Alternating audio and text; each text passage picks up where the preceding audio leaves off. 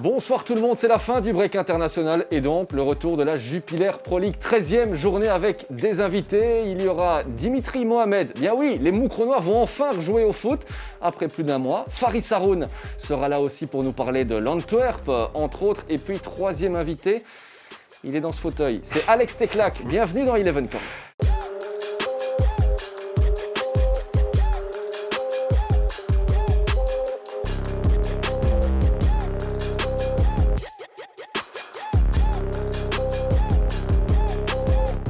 Je vous le disais, un beau programme aujourd'hui et Alex Teclac est là. Salut Alex. Salut Jérém, salut à tous. Heureux que vous ayez enfin accepté, après 13 émissions, de venir. Vous avez envoyé des pigeons éclaireurs pour savoir si c'était bien ou pas ? Non, j'attendais le chiffre 13. Le chiffre 13, porte-bonheur. Eh bien, bienvenue en tous les cas. On va voir le programme justement qui nous attend parce qu'on va en parler aujourd'hui et on le verra évidemment ce week-end. Pas de match vendredi, mais regardez ce magnifique programme avec notamment Standard, Eupen, c'est pas mal. Ostende, Antwerp, on en parlera avec Faris Haroun, Beerschot Sporting d'Anderlecht. Et puis, mais oui, vous ne rêvez pas, le match n'est pas reporté, c'est une bonne nouvelle. C'est Genk Moucron et pour en parler, Dimitri Mohamed sera là dans quelques instants. Avant ça, petit point.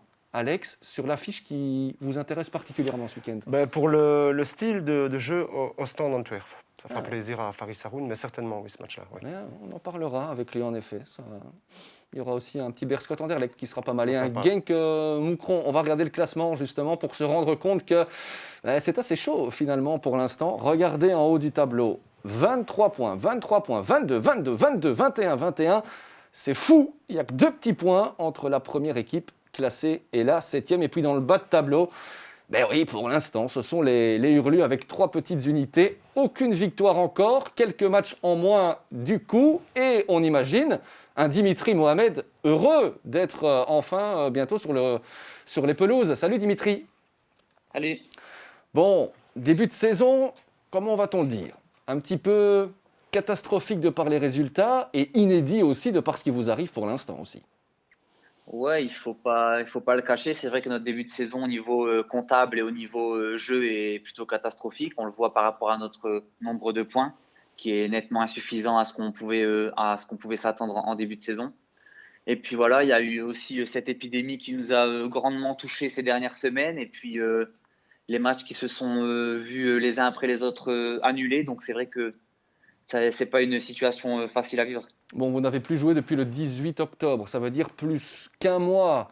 Alex, il y a le nouveau coach qui est arrivé, Jorge Simão.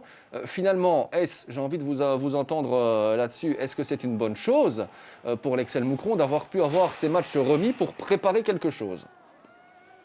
C'est super difficile à dire parce qu'en plus, ça ne vient pas dans la continuité d'un coach qui est présent. Justement, il marque une transition avec un nouvel entraîneur. Alors pour lui, qui voulait peut-être découvrir son groupe et pouvoir organiser des matchs ou des séances, elles ont été perturbées. Ça, c'est clair.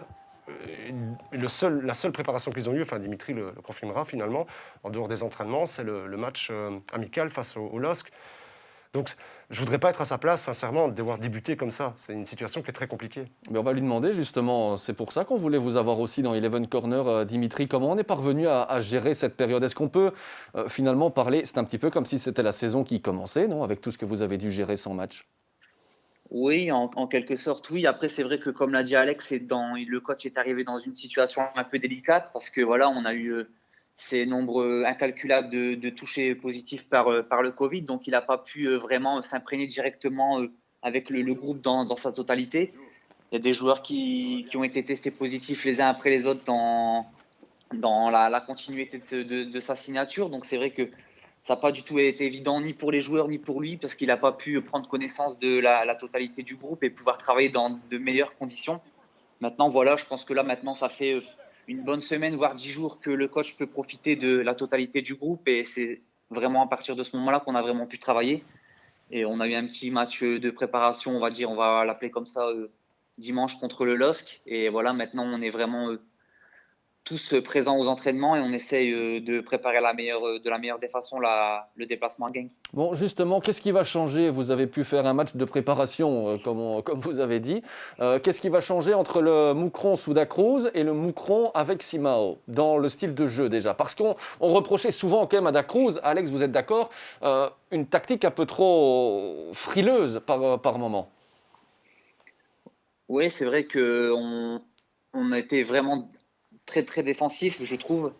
Après, voilà, le coach est arrivé avec de nouvelles ambitions. Il espère déjà qu'on va prendre plus de points qu'on a pu les prendre précédemment. Donc, évidemment, c'est en essayant d'attaquer le plus possible parce que c'est vrai qu'on s'est créé très peu d'occasions et marqué très peu de buts sur les premières journées. Donc, voilà, il essaie d'amener sa façon de jouer à lui. Et puis, voilà, il espère qu'on essaiera de s'imprégner de ça le plus rapidement possible et pourquoi pas commencer par prendre des points déjà dimanche. 44 ans, hein, cet entraîneur portugais qui parle français, paraît-il. Il suit des cours, c'est vrai ça, Dimitri? Il parle un peu le français? Ouais, en arrivant, il s'est plus présenté en anglais parce qu'à la base, il parle le portugais et aussi l'anglais, mais il a quelques notions de français. Je pense qu'il est en train de peaufiner ça en prenant des cours et dans quelques semaines, voire quelques mois, ça devrait rentrer dans l'ordre. On lui souhaite. Alex a plein de questions. On lui laisse dans quelques instants l'occasion de terminer un petit peu le CV aussi de Jorge Simao, qui a fait 9 clubs depuis 2014. On citera notamment les plus connus, Belenenses. Il y a eu Chavez, il y a eu Braga aussi. Alex, envie de réagir aussi sur l'arrivée du coach, ou peut-être même on peut changer de sujet, hein, mais une question à Dimitri. Non, c'est intéressant parce que je trouve que voilà, jusqu'à présent, Fernando, ce qu'il avait tenté de mettre au point, c'est vrai que c'était une organisation, ça n'a pas toujours fonctionné. Il a été aussi trahi par de nombreuses erreurs individuelles, hein, de jeunes joueurs prêtés par le LOSC notamment. Et vraiment des erreurs parfois ridicules même, passez-moi l'expression. Donc ça, c'est pas, évidemment pas sa faute. Mais là où je trouve que tout est nouveau, effectivement, à part Dimitri qui représente encore l'ancienne garde de Moucron, puisque lui, il a tout connu. Il a connu aussi le RNP, si mes souvenirs sont bons, avec Philippe Saint-Jean. Oui. Je trouve que l'entraîneur lui-même aussi représente quelque chose de nouveau. Enfin, le championnat belge représente quelque chose de nouveau pour lui. Pour les joueurs aussi, du LOSC qui sont prêtés. Alors l'idée au départ, elle n'est pas mauvaise, mais dans quelle mesure on ne pouvait pas s'attendre à finalement ces résultats en dents de scie? Moi, j'avais envie de dire que c'est vrai que autant l'année dernière, je me disais non, ça va aller, parce que j'avais vu quelques résultats en préparation et je m'étais dit ça pourrait fonctionner. Autant cette année-ci, j'avais des doutes, effectivement. Donc maintenant, il faut faire quelque chose à la Stork. C'est un peu ce dont Moucron a besoin.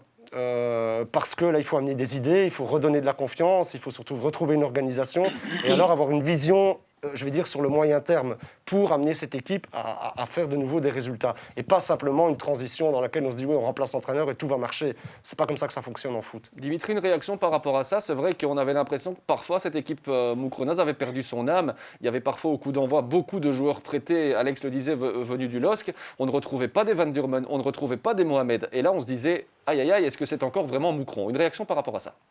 Ouais, après, nous, en tant que joueurs, déjà, moi, j'ai pas vécu un début de saison facile parce que j'ai eu très peu d'apparitions dans l'équipe. Donc, c'est vrai qu'à ce niveau-là, en tant que joueur, on peut être que déçu. Après, voilà, on peut pas remettre tout en cause. Mais bon, voilà, après, le coach a pris des décisions, a fait des choix.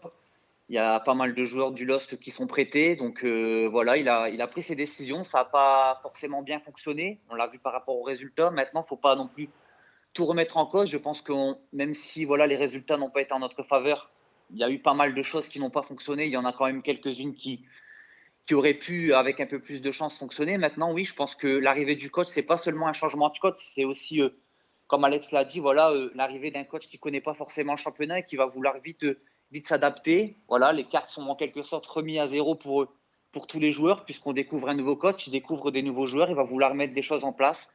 Donc voilà, on sait que ça fait quelques semaines qu'on travaille avec lui. Il a pu se faire une opinion de chacun de nous, malgré le fait qu'on n'a pas eu beaucoup d'entraînements collectifs tous ensemble et beaucoup de matchs qui ont pu l'aider à se faire une idée. Mais voilà, on travaille bien à l'entraînement et je pense qu'il a pu déjà se faire une première idée. Et je pense que des changements, et évidemment, il y en aura et j'espère que ce sera optimiste pour nous. Ben, on verra, évidemment. Est-ce qu'il y aura des grands changements, par exemple, dans le 11 qu'on a souvent vu aligné? Est-ce que vous pouvez, sans évidemment tout nous dévoiler, mais à l'entraînement, il y a certainement déjà un 11 qui se dessine. Est-ce qu'il y aura quand même des gros changements par rapport à ça? Non, après, c'est très difficile à dire parce que le coach ne nous a pas encore donné d'indices nous-mêmes par rapport à ça. C'est vraiment, pour l'instant, il essaye de garder tout le monde concerné. on fait pas mal de séances tactiques, mais il essaye de modifier à chaque séance les équipes qui s'affrontent. Donc, c'est difficile, même en tant que moi, acteur principal et présent à chaque entraînement, de vous donner une réponse à ça. Des changements, il y en aura certainement, puisqu'il a certainement vu aussi nos derniers matchs et puis il va certainement remanier l'équipe par rapport à ce que lui, il a envie de produire. Donc, des changements, il y en aura certainement. Maintenant, je ne peux pas m'avancer à 100% à ce sujet-là. Bon, en tous les cas, le match contre Genk, ce sera un match de nouveaux venus, puisque si on a Jorge Simao qui va enfin faire sa première avec Moucron, il y aura de l'autre côté Van den Brom, Alex, qui sera là pour la première à Genk. Il était dans les tribunes lors du dernier match. On attend là aussi de voir ce que ça va donner. Une équipe de Genk qui, sur les 5 derniers matchs, sur les dernières rencontres, est la meilleure pour l'instant en Belgique. C'est vrai que la période avec Terup, ça a bien fonctionné pour eux. Je crois que Van den Brom a directement dit que voilà, lui, il jouerait son foot habituel, c'est-à-dire un foot offensif, un foot audacieux. Je pense qu'il en a les moyens avec cette équipe. Je crois qu'il y a des joueurs effectivement qui sont en pleine confiance. Je pense qu'on retrouve aussi Théo Bongonda qui, pour moi, là pour le moment, au-delà de son magnifique but qu'il a inscrit, est vraiment en train de retrouver ses sensations, toutes ses sensations, Jérémy. Donc, je trouve aussi que, évidemment, c'est facile de le dire vu la situation des deux clubs, mais Van den Brom arrive quand même dans un confort que n'a pas Simao à Moucron. Il faut quand même le reconnaître. Et en plus, il connaît un petit peu les spécificités de notre championnat. Absolument, c'est vrai que ce Bongonda-là est en grande forme et ce but-ci, franchement, a fait le tour du monde. Attention, prévenez bien votre gardien Dimitri qu'il est en feu pour l'instant, Théo Bongonda. Bon, on a un petit quiz, justement. Après avoir revu ceci quand même, parce que c'est vrai qu'on l'a vu et revu, on ne s'en lasse pas. Un petit quiz à présent, si vous le voulez bien, pour peut-être aussi mieux connaître Dimitri Mohamed. Ça fait quand même pas mal de temps qu'il est dans notre championnat. 31 ans, pas qu'il est dans notre championnat, mais il a 31 ans, Dimitri Mohamed, est arrivé en 2012 du côté de Moucron. Jusque-là, c'est juste. Oui. Ça veut dire plus de 200 matchs avec Moucron. Respect pour ça. Alex, vous en avez combien avec l'Excel ? Ouais, je crois que j'en ai un peu plus de 200. Je pense qu'il y avait Steve et Olivier à l'époque qui devaient en avoir un petit peu plus. Steve Dugardin et Steve Dugardin et Olivier Bessanger. Et encore, je sais plus, mais je crois que j'en ai un peu plus de 200 juste pour Moucron. Ouais. Bon, Dimitri, quel est le joueur de l'histoire de Moucron qui vous a le plus marqué ? Vous pouvez dire Alex Teclac, mais ne vous sentez pas du tout obligé non plus. Non, fais pas le faillot. Non, moi, quand je suis arrivé à Moucron, vraiment, les joueurs desquels on m'a parlé beaucoup, c'est les frères Mpenza. C'est vraiment eux sur qui j'ai entendu beaucoup de choses. Voilà, en venant du championnat français, c'est vrai que Moucron, c'est pas spécialement un club qu'on connaît beaucoup, donc on essaie de se référencer à certains joueurs qui ont fait des belles carrières, et c'est vrai que c'est ces deux noms-là qui sont revenus le plus souvent à mes oreilles. Bon, vous êtes arrivé en 2012, on l'a dit, vous avez connu l'époque Excel, aussi l'époque RMP. Quel est le coach, et Dieu sait s'il y en a eu, qui vous a le plus marqué ? Celui qui m'a le plus marqué, c'est Mircea Rednic. Positivement, on est d'accord. Oui, positivement, de par son état d'esprit, sa joie de vivre. Voilà, il a apporté sa bonne humeur au sein du club. Et puis voilà, je pense qu'il a une bonne communion aussi avec le public dans notre bonne période qu'on a pu avoir avec lui. Donc c'est vrai que c'est un coach qui m'a beaucoup marqué au sein de Moucron. Vous faites référence aussi à ces petits pas de danse avec les supporters ? Exactement. C'est vrai qu'il était plutôt pas mal à ce petit jeu-là aussi. Dimitri, est-ce qu'il y a un club en Belgique, au-delà de Moucron, pour lequel vous auriez aimé jouer dans votre carrière ?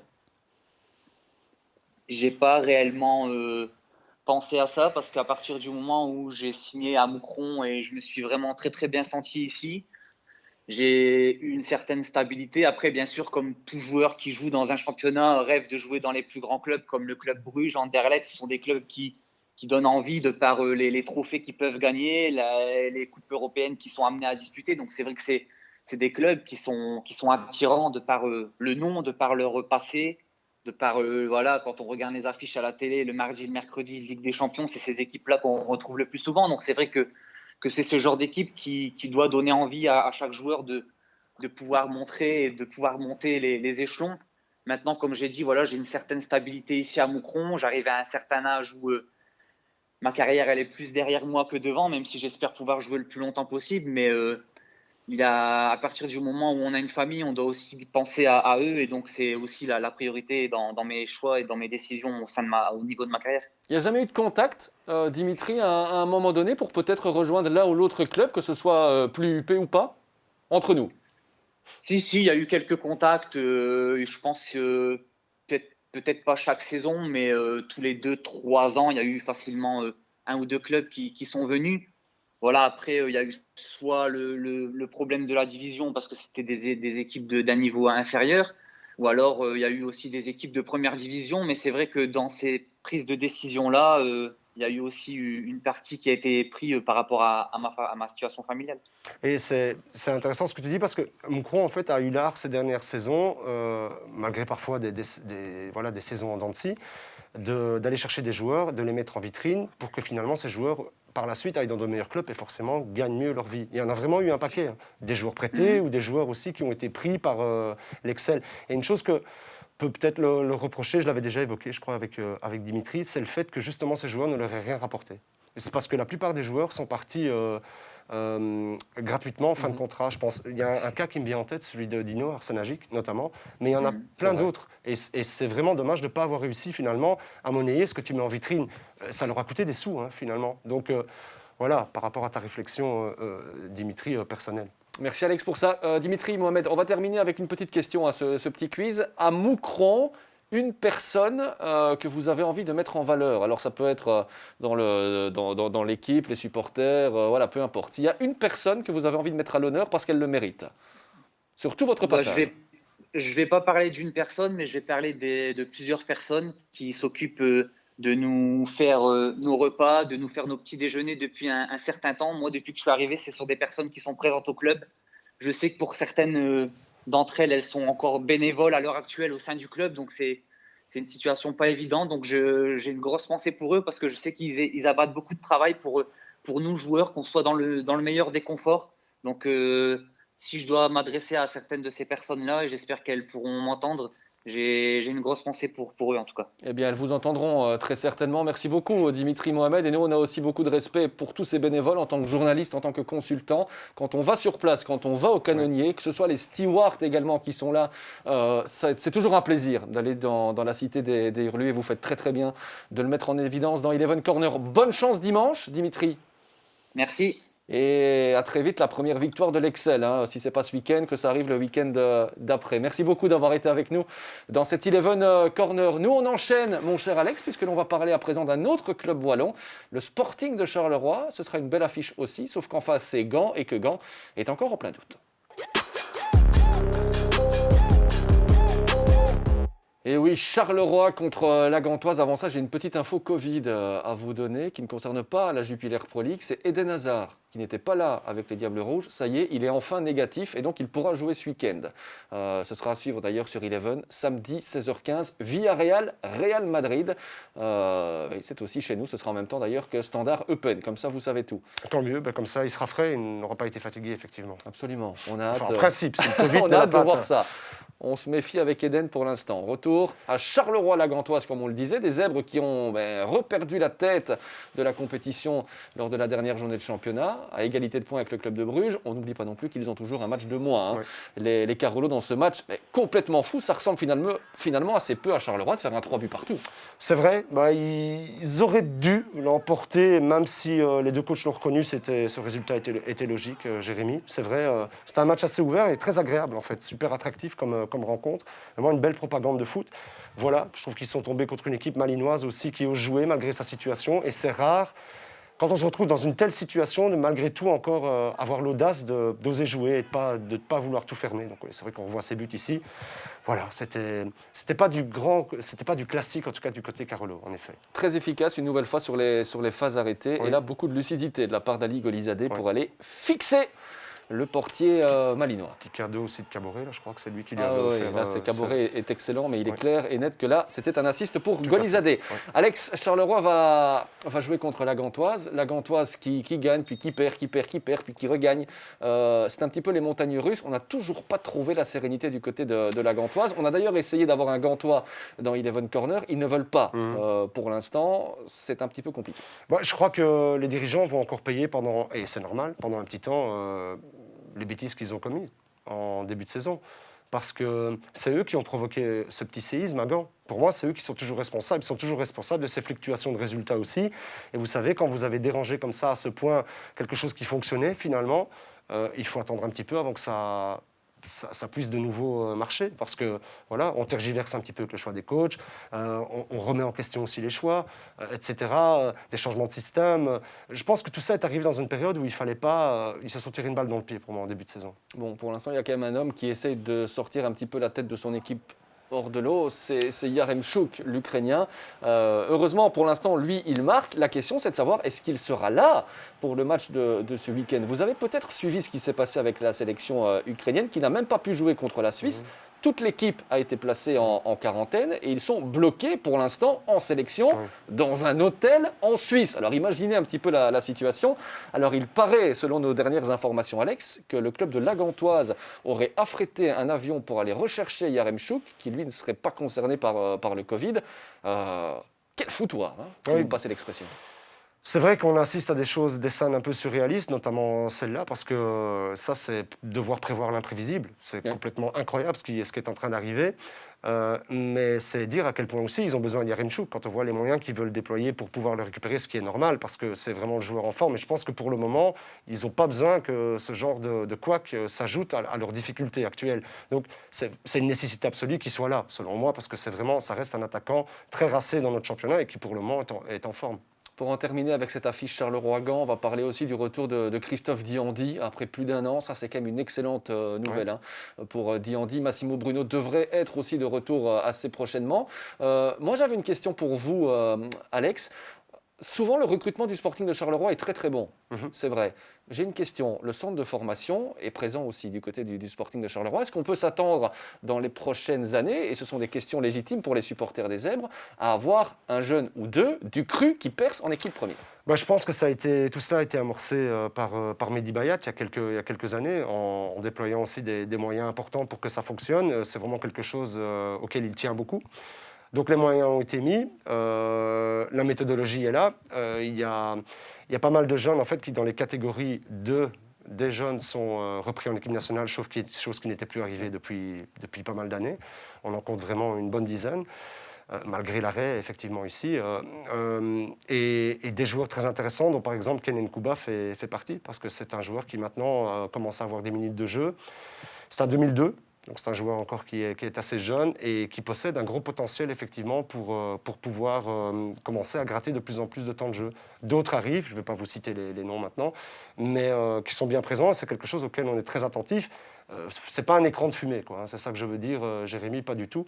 Il y a quelque chose qui se met en place et je crois qu'on aura l'occasion d'en reparler de manière positive, effectivement, à l'avenir. Oui. Eh bien, très bien, on sait que c'est aussi l'une des questions que vous posez aussi en tant que supporter des Zèbres. D'ailleurs, n'hésitez pas sur les réseaux sociaux avec le hashtag #ElevenCorner. Vous pouvez nous poser vos questions, poser les questions aussi aux experts qui viennent dans ce fauteuil. Bon, la suite, c'est quoi? C'est la rencontre entre le Berscott et le Sporting d'Anderlecht. Ce sera dimanche à 13h30 et on va bien prendre le temps d'en parler. On y vient à cette affiche Berscott-Anderlecht. Alex, ce sera l'un des chocs vraiment de cette journée. Il y a un point d'écart seulement entre les deux équipes. Voilà, le Berscott ou Anderlecht sera peut-être en tête de la compétition à la fin de ce week-end. Ouais, c'est assez inattendu. Alors pour Anderlecht, peut-être un peu moins. Pour le Berscott, ça allait quand même un peu plus. On ne s'attendait quand même pas à ce que cette affiche-là puisse amener en tout cas le Berscott à obtenir la tête. Ça, c'est sûr. Avec Losada. Hernan Losada, l'entraîneur, qui va retrouver le stade Constant van den Stock, même si le nom a évolué depuis. 23 matchs avec le Sporting d'Anderlecht pour Hernan Losada. Et 2 petits buts, dont un contre le Berscott quand il était à Anderlecht. Ben oui, ça ne s'invente pas, l'histoire est celle-là. Ce sera aussi, Alex, un duel de style entre le Berscott et le Sporting d'Anderlecht. Oui, même si je vois où vous voulez venir, même si Anderlecht a un petit peu changé de style ces dernières semaines, je les trouve quand même plus efficaces, malgré quelques contretemps dans les résultats, mais c'est vrai que ce sera intéressant d'observer ça. Meilleure attaque des 5 grands championnats pour le Berscott, c'est quand même une statistique qui a fait le tour du monde, mais pire défense aussi. Ça vous inspire quoi? Elle vous inspire quoi, cette équipe du Berscott? Ouais, on aura l'occasion d'y revenir certainement après, mais un petit peu à l'image de ce qui s'est passé contre l'Antwerp récemment, dans ce fameux derby. C'est une équipe qui est capable du pire comme du meilleur. Je trouve que vous l'avez bien résumé au travers des chiffres que vous venez de citer. Et c'est une équipe assez imprévisible, en fait. Moi, je pense, personnellement, ça va peut-être pas faire plaisir aux supporters du Berscott, je pense qu'elle est un petit peu en sur-régime. Et ce ne serait pas anormal non plus qu'elle le soit. Je trouve que c'est une équipe qui, selon moi, a pris plus de points qu'elle n'aurait dû. Mais enfin, voilà, les points qui sont pris sont pris. Bon, on revoit ces images de ce match complètement fou, qui reste le match le plus fou jusqu'ici. C'était il y a quelques semaines maintenant face à Courtrai. 5 buts partout. Alors Hernan Losada est le premier à dire « Nous, on peut encaisser 5 buts tant qu'on en marque 6, toujours un de plus que l'adversaire. » C'est finalement assez rare aujourd'hui d'entendre un entraîneur tenir ce genre de discours. Ouais, mais c'est un discours, Jérémy, et c'est normal. Et moi, j'aime bien cet entraîneur, mais c'est un discours aussi circonstanciel, quoi. Il s'adapte parfaitement à la situation actuelle du Berscott. Je veux dire que si à un moment donné, il en prend 4 et qu'il n'en met pas, croyez-moi qu'il va tenir un autre discours et qu'il dira qu'à ce moment-là, on n'est pas assez bon défensivement. C'est toujours des discours un peu en fonction des événements. Donc voilà, moi je pense que c'est une équipe en tout cas qui produit du spectacle et qui est attractive. Ça, c'est le moins qu'on puisse dire, mais qui, selon moi, a quand même de gros errements défensifs. Ouais, on en parlait, hein, évidemment. Quand on marque 5 buts, quand on en encaisse 5, forcément, vous êtes dans les meilleures statistiques européennes. On en a parlé il y a quelques instants. Ce sera donc face au Sporting d'Anderlecht, on le disait, où Boundou a été touché par le Covid. On se demandait un petit peu comment il allait s'en remettre. C'était le break international. Il a joué avec le Sierra Leone, qui a joué contre le Nigeria. Il a marqué et il a donné une passe décisive. Boundou, ce pourrait aussi être l'un des facteurs X de cette équipe mauve. Mais en tout cas, lors de ses premières minutes avec Anderlecht, je l'avais vraiment trouvé intéressant. Je sentais qu'il avait de la puissance et qu'à la limite, il en gardait même un peu sous la pédale, Jérémy. Donc, je pense que c'est quelqu'un qui pourra leur apporter quelque chose. C'était déjà un peu tôt pour le juger. Maintenant, il a quand même quelques minutes en plus au compteur.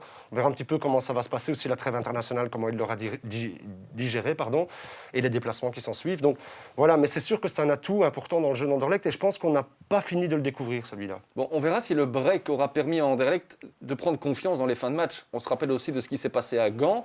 Anderlecht devait gagner ce match. Il y a eu énormément d'occasions ratées aussi dans ce match. Et puis on sait ce qui s'est passé justement en fin de rencontre avec cette égalisation gantoise. Oui, c'est vrai que c'est dommage. Une fois de plus, on va dire ça comme ça, Jérémy, parce que c'est arrivé à trop nombreuses reprises jusqu'à présent. Dans un match, en plus, je ne trouvais pas qu'ici, ça se sentait tellement. En fait, c'était un peu imprévu, cette égalisation de Gand. Parce que là où on se sentait venir dans d'autres rencontres, où clairement, ils étaient en train de fléchir, ici, pas trop. C'est un peu anodin la manière avec laquelle il marque. Bon, il y a une petite erreur là, de Delcroix, je crois, au marquage sur Yaremchuk, mais c'est arrivé de manière un peu sans que véritablement Gand pousse. Donc, dommage pour eux, en effet. Mais bon, la folie du championnat est celle-là. Les 7 premiers se tiennent en 2 points. Et voilà, c'est fantastique aussi pour Anderlecht, qui, on l'a dit, en fonction des circonstances, pourrait être en tête de la compétition au terme de ce week-end. Je vous propose d'appeler quelqu'un qui a joué au Berscott, qui n'y est plus aujourd'hui et qui est à l'Antwerp. Si je vous dis ça, vous me dites ? Non, je n'aime pas vos questions surprises comme ça. Je ne vous dis rien, je ne sais pas. Attendez, qui a joué à l'Antwerp ? On en a parlé récemment quand c'était le derby, justement. Un certain Faris Haroun. Faris, oui. Bien vu. Oui. Il est là, Faris Haroun. Il est avec nous pour Eleven Corner. Salut Faris. Bonjour à vous. Mais oui, quand on parle du Berscott, on a toujours la référence à vous. On vous en a beaucoup parlé, évidemment, avant le derby qui a eu lieu ces dernières semaines. Fameux palmarès aussi, 35 ans, 6 sélections avec les Diables Rouges, et puis des passages à Genk, au Berscott donc, au Cercle de Bruges, aussi à l'étranger, du côté de Middlesbrough, entre autres. Et ça, c'était Faris Haroun, jeune. Alex, je ne sais pas ce que vous en pensez, j'ai l'impression, moi, qu'il n'a pas changé. Non, il n'a pas changé, il court juste encore un petit peu plus, je trouve. Non, mais je me souviens très bien de lui. Et moi, j'ai le souvenir d'un joueur très prometteur, malheureusement, je crois qu'il l'évoquera peut-être lui-même, qui a connu des soucis de blessure, mais un joueur pour lequel il y avait vraiment de grosses promesses autour de lui. Bon, Faris, vous connaissez bien celui qui est ici dans le canapé bien au chaud, Alex Teclac. Vous vous souvenez avoir joué contre lui ou pas ? Je pense avoir joué quand j'étais à Moucron. Mais je n'ai pas de souvenir direct de certaines phases de jeu, mais je pense avoir joué. Ouais. Eh bien, on va vous le dire, vous avez joué 6 fois l'un contre l'autre. Donc, c'est pas rien. Entre 2005 et 2008, qui a remporté le plus de victoires ? Eh bien, c'est Faris Haroun. 5 victoires pour Faris Haroun face à Alex Teclac. Voilà comment mettre à l'aise un invité face à un consultant dans cette Eleven Corner. Tu ne me l'avais pas dit. 5 victoires. Mais est-ce qu'il était dans le même club à chaque fois ? Oui. Non, absolument pas. Bon. Ceci explique un peu cela aussi. Mais il n'y a pas de souci, j'accepte, j'assume la défaite. Faris, on parlait justement, hein, on évoquera l'Antwerp, votre club, dans quelques minutes. On parlait de ce match du Beerschot contre le Sporting d'Anderlecht. Elle vous inspire quoi, cette formation anversoise, celle pour laquelle vous avez joué dans ce début de championnat? Je pense, comme vous l'avez dit, c'est une équipe, elle vient de deuxième division. Elle a pas de stress, il n'y a pas de supporters. Tout ça qu'ils ont pris des points au début, donc ça leur donne beaucoup de confiance. Et je pense qu'ils jouent vraiment sans stress de se dire si on perd le match. Vous voyez ça leur jeu, ils sont en pleine confiance. Et donc, ça ne m'étonne pas qu'ils font des bons résultats. Souvent, les équipes qui montent de D2, quand ils sont dans un bon flow, c'est ça qui se passe. Vous qui n'avez jamais votre langue en poche, cette équipe du Beerschot, vous la voyez tenir comme ça sur le long terme ou à un moment donné peut-être s'essouffler, comme Alex nous le disait? Je sais pas, je pense pas qu'ils vont pouvoir tenir de la sorte, en tout cas quand vous voyez le nombre de goals qu'ils encaissent, parce qu'ils sont très dépendants quand même de 2-3 joueurs. Mais après, je trouve que voilà, le Sada, il ose, c'est une équipe qui vient de D2, il joue vraiment, il y a beaucoup d'équipes qui viennent et ils essayent de peut-être bétonner, comme on dit, derrière et aller de contre. Eux, ils osent jouer de l'attaque et voilà, ils sont récompensés parce qu'ils prennent des points, mais je ne pense pas qu'ils vont tenir aussi longtemps dans le top. Oui, ben on verra ça. Alex, une réaction par rapport à ça? Ouais, c'est vrai que quand Faris dit qu'ils sont dépendants de quelques joueurs, notamment Olsozer, je pense qu'il y a le match justement dans le derby où l'Osada s'était un peu trahi sur la première mi-temps en essayant de défendre. Et de trop défendre, c'était la catastrophe. Hein. Ils étaient vraiment très mal menés. Et en seconde période, ils ont joué de manière plus audacieuse, en pressant plus haut aussi l'Antwerp, qui a eu des difficultés, qui sortait aussi d'une série de matchs, avec notamment un match européen intermédiaire, donc ils étaient sans doute dans une phase de fatigue plus importante. On y reviendra, oui. Mais effectivement, je trouvais que la deuxième mi-temps correspondait plus à ce que le Beerschot doit être que la première, ça c'est certain. Et notamment le fait d'essayer de vouloir faire défendre Olsozer. Moi je pense que l'Osada, il peut faire ce qu'il veut, il n'arrivera jamais à le faire défendre. C'est un joueur créatif et un joueur pour lequel c'est difficile d'avoir des vraies consignes défensives. Donc c'est pour ça que je pense que l'équipe est volontairement déséquilibrée offensivement. Et d'où le résultat des buts pris notamment. Bon, Beerschot, Anderlecht, ce sera dimanche à 13h30. Faris, je me retourne vers vous. On va évoquer justement le déplacement de l'Antwerp à Ostende dans quelques instants et essayer d'entrer un petit peu dans les coulisses du club de l'Antwerp.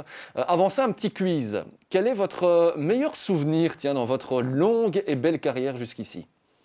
S'il y a quand même bien peut-être une image qui vous vient, peu importe le club, votre meilleur souvenir. Voilà, la naissance de mon fils, genre de la finale. Ah, de quelle finale? Un an B. Ouais. Ouais, pas mal. C'est juste, oui. Ouais, Je m'en souviens, je l'avais faite. Ouais. Je m'en souviens très bien.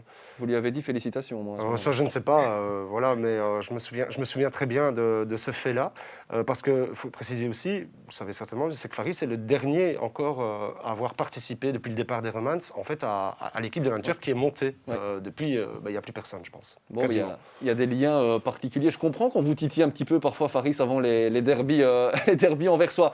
Bon, ça c'était pour le meilleur souvenir. Le meilleur coéquipier avec lequel vous avez joué? Ah, on n'a pas dit que ça allait être des questions faciles. Hein. C'est difficile à dire. Vous pouvez en dire deux. Allez, deux. De niveau, je trouve, attention, il y avait Orlando Engelhard quand j'étais à Klink. Et par sa carrière, sa patte gauche, je dirais Kalilou Fadiga. Ah ouais. Ouais, pas mal pour ces noms. Je ne m'attendais pas spécialement à voir Engelhard qui sorte. Non, moi non plus. Mais c'est vrai que c'est un excellent joueur. Et Kalilou, ça lui fera plaisir. Ça va flatter un petit peu son ego, là, je lui dirai. On lui fera passer le message. On sait qu'il regarde Eleven Corner aussi. Faris, un mot pour définir votre caractère. Ce serait quoi, en un mot? Jusqu'au boutisme. Bon, même c'est pas un mot.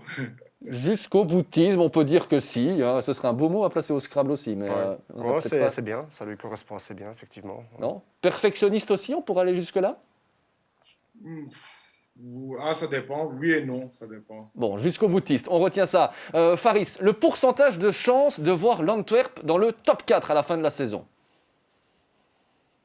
Pas coller des chiffres, mais Beaucoup de chance. Beaucoup de chance, d'accord. Et le pourcentage de chance de passer le tour en Europa League? Parce que ça aussi, ça nous intéresse évidemment en tant que suiveur belge. On s'est un peu compliqué la tâche au dernier match. On n'osait pas y venir. C'est 50-50, tout dépend du résultat jeudi, je pense. Bon, on ne se mouille pas trop hein, là du côté de l'Antwerp. On vous souhaite évidemment de pouvoir passer. Une dernière question pour ce petit quiz.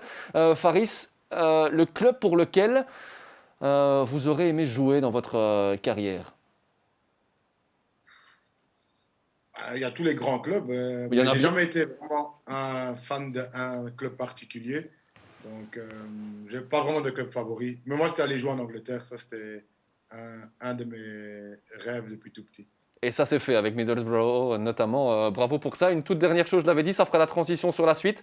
Le club pour lequel vous avez le plus de matchs à votre compteur, c'est lequel ça, sur votre CV?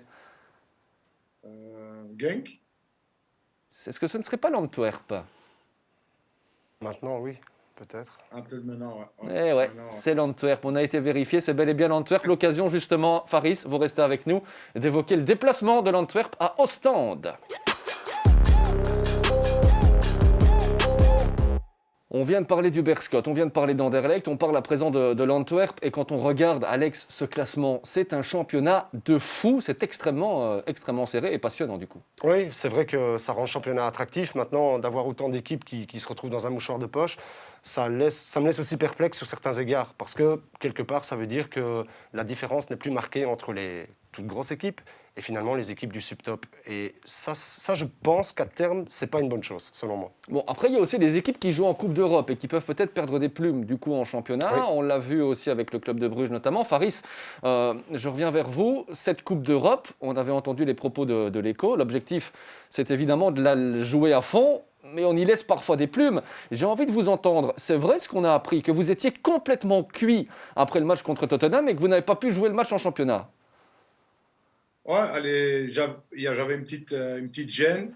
Et c'est vrai que le nombre de matchs et qu'on avait quasiment gardé la même équipe, ça a pesé beaucoup dans les jambes. Et c'est vrai que contre Anderlecht, j'avais une petite gêne et aussi la fatigue. C'était un peu trop. Alors, il y a l'enchaînement des matchs, mais il y a aussi le style de l'Écho. Parce que ce qui vous demande, Ivan l'Écho, c'est quand même du costaud, non?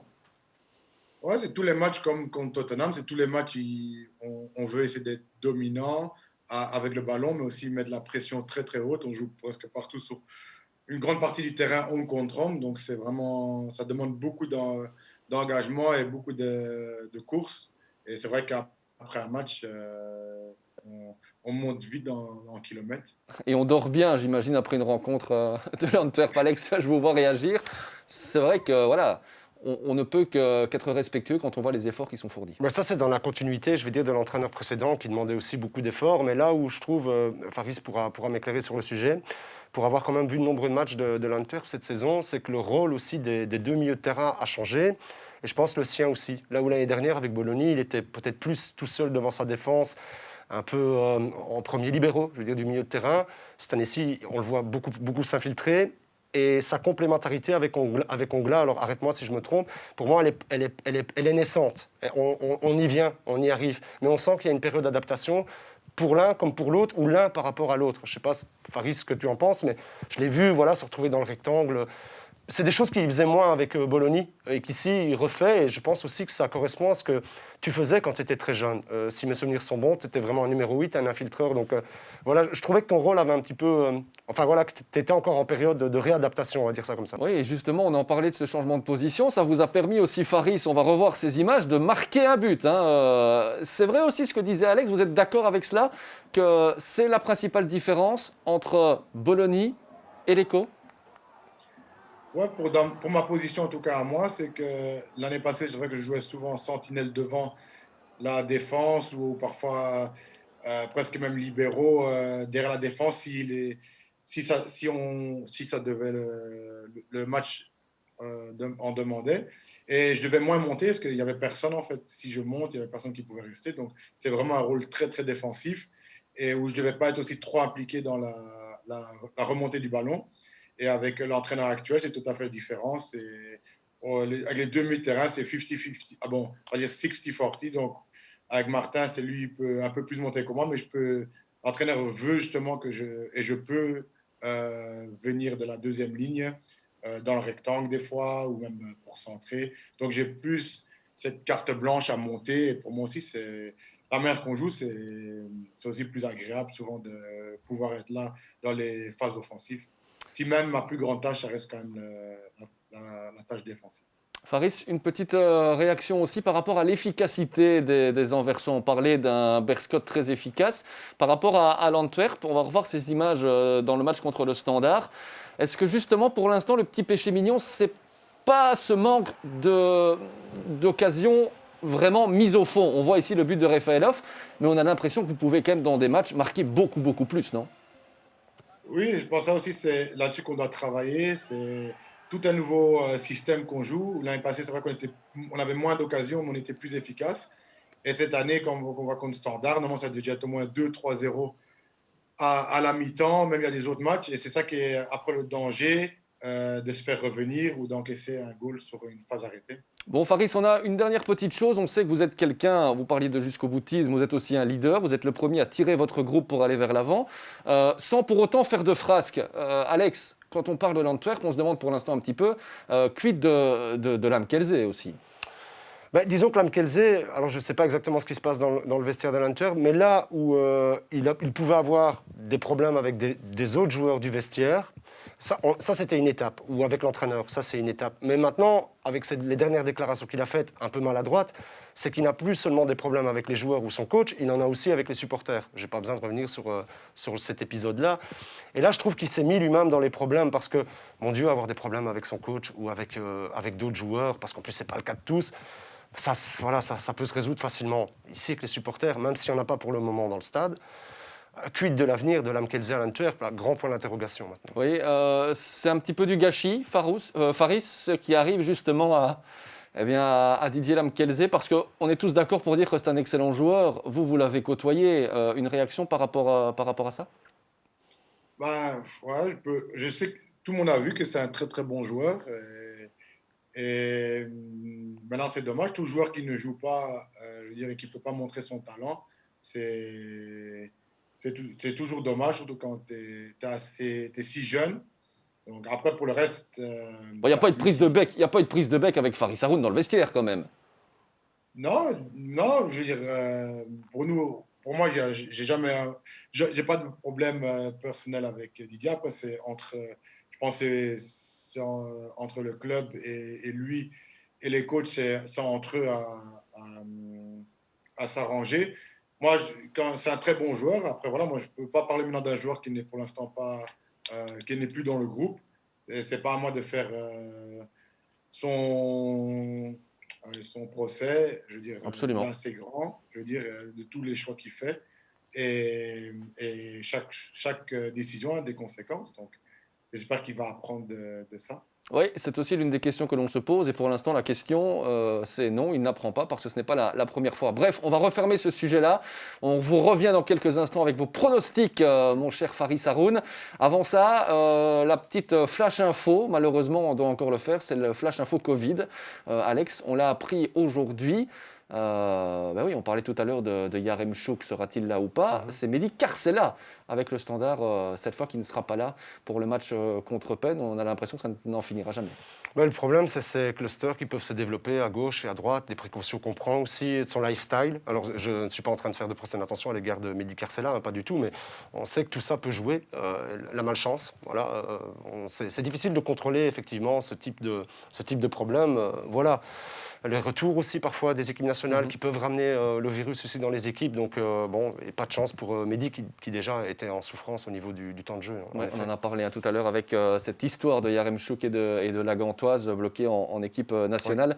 C'est assez fou pour l'instant, tout ce qui se passe. Bon, c'est bientôt la fin de cette émission, mais avant cela, vous le savez, ce sont les pronostics.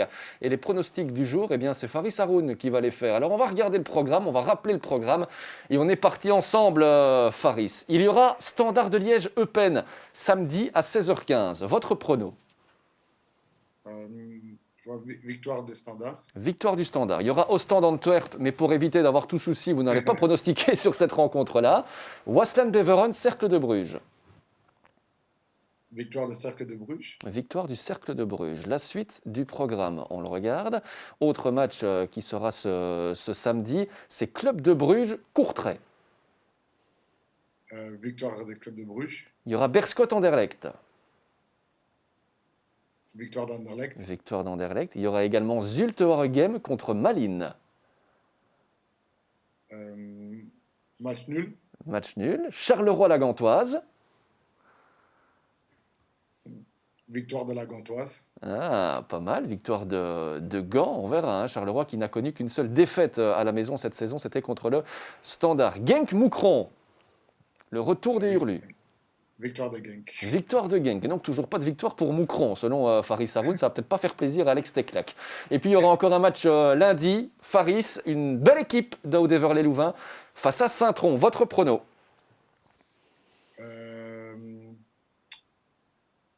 Un draw encore aussi. Ah, encore un partage, merci beaucoup. On rappelle qu'à ce petit jeu des pronostics, c'est pour l'instant Julien Dessart qui était notre invité il y a quelques mois et qui est toujours en tête avec 5 bons pronostics sur 8. On verra où vous allez vous situer. Il faudra suivre Eleven Corner pour ça. Merci beaucoup Faris d'avoir été avec nous ce soir. À vous aussi, au revoir. Au revoir Salut. et bon match ce week-end, évidemment. Sympa évidemment de l'avoir eu. On en a profité d'avoir un Anversois en cette période où il n'y avait pas de match de Coupe d'Europe parce qu'on leur souhaite évidemment d'aller le plus loin possible en Europa League. Bon Alex, c'est déjà la fin de cette émission. Bah, écoutez, c'était avec plaisir en tout cas Jérémy. L'occasion pour moi de vous remercier. Vous revenez quand vous voulez. Vous en prie. Dans cet Eleven Corner qui est à voir sur le site d'Eleven Sport déjà et qui est à revoir sur YouTube. Et également, n'hésitez pas à partager l'émission, à réagir et à nous laisser peut-être aussi vos avis et vos idées d'invités. On tentera de faire le maximum pour vous plaire et vous séduire aussi et vous donner l'envie de revenir. Passez une excellente soirée et à jeudi prochain. Ciao, ciao.